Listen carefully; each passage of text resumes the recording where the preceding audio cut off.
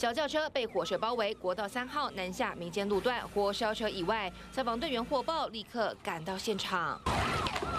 驾驶说，上路才半小时，发现前保杆有声音，不久后就起火，幸好人平安没事。而惊险的国道意外还有这件。 内线车道，小轿车逆向迎面而来，后方驾驶立刻急切外侧车道。幸好双方车速都不快，及时闪过。原来当时报案的是彰化县长王惠美的随护，县长坐车目睹了国道逆向，还差一点发生车祸。误信导航的关系，因此的话误闯了。